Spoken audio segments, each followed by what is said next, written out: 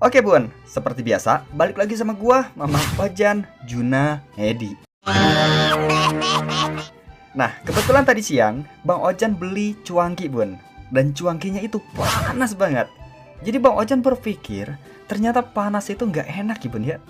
Jadi Bang Ojan putusin, hari ini tuh pengen bahas tentang thermal mood.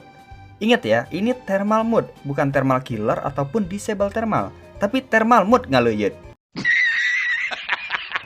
Jadi Bang Ojan bakalan bahas secara singkat tentang thermal mood versi terbaru. Jadi biar kalian itu nggak salah paham, apalagi sampai fitnah Bun.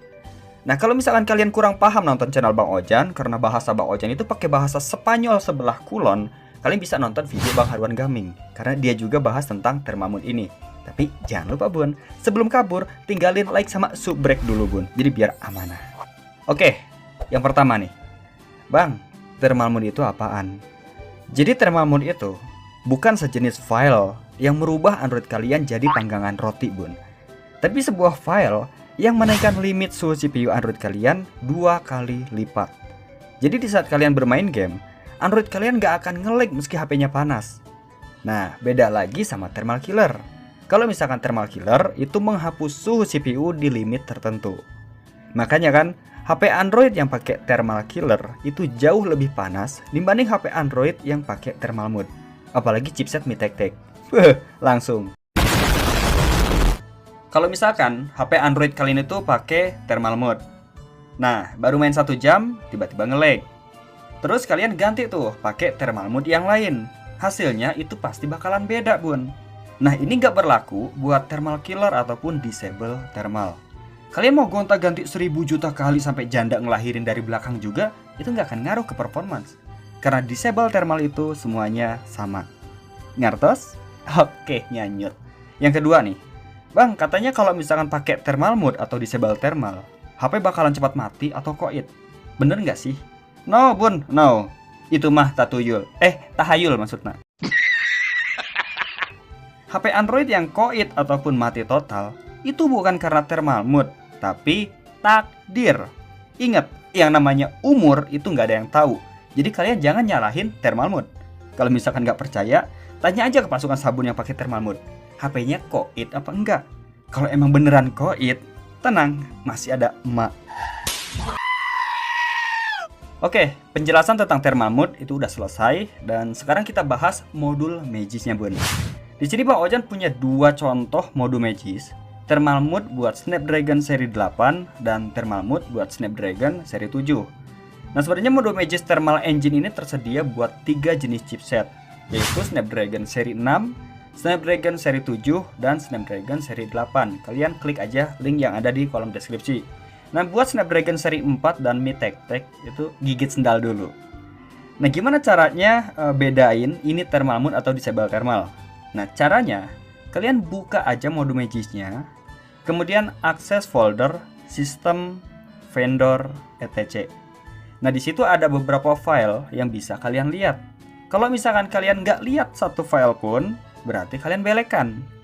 Nah cara bedainnya, thermal mode itu ada ukuran filenya. Nah sedangkan thermal killer atau disable thermal itu nggak ada ukuran filenya atau kosong Bun. Udah gitu aja, simpel kan? Oke sekarang kita buka file thermalnya.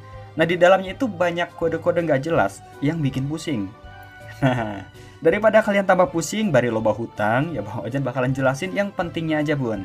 Nah, di saat kalian edit thermal ataupun ngecek thermal, yang perlu kalian perhatikan hanya set point CLR, dan device max limit. Sisanya itu boleh di skip Bun. Oke? Tapi kalau misalkan kalian emang lebih paham, ya nggak apa-apa di setting semuanya. Ya contohnya di bagian sensor. Nah, setelan ini ngaruh banget sama online dan offline-nya CPU plus GPU. Tapi ya daripada nanti malah error, ya mendingan dicuekin aja. Nah, thermal engine yang Bang Ojan share ini kebetulan bikinan dari pengembang yang bernama K1KS. Jadi dia tuh pengembang yang bikin modul Magis yang bernama NFS Injector Bun.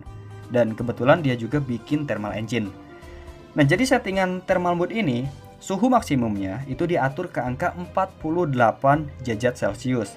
Dan minimum suhunya itu diatur ke angka 45 derajat Celcius. Jadi set point itu adalah suhu maksimum dan set point CLR adalah suhu minimum. Terus untuk klaster kosong itu adalah CPU kecil, dan klaster 1 itu adalah CPU besar. Nah, jadi buat HP Android yang dual CPU. Nah, kalau misalkan kita gulir ke bawah, itu ada tulisan device max limit, yang artinya maksimum kecepatan CPU yang bisa dijalankan. Nah, di bagian CPU kecil, jika suhu HP Android kita itu ada di angka 41 derajat Celcius sampai 45 derajat Celcius, maka kecepatan CPU-nya 1500 mHz. Nah, sedangkan di bagian CPU besar, jika suhu HP Android kita ada di angka 40 derajat Celcius sampai 42 derajat Celcius, maka kecepatan CPU-nya adalah 1740 mHz atau 1,7 GHz. Nah, jadi cara lihat thermal engine tuh kayak gitu, Bun. Kalau misalkan nih HP Android kalian ada permasalahan tentang clock speed CPU dan GPU, kalian bisa cek di bagian governor dan thermal engine, karena kedua fitur itu yang mengatur naik turunnya CPU. Nah, termasuk pengecasan juga sih.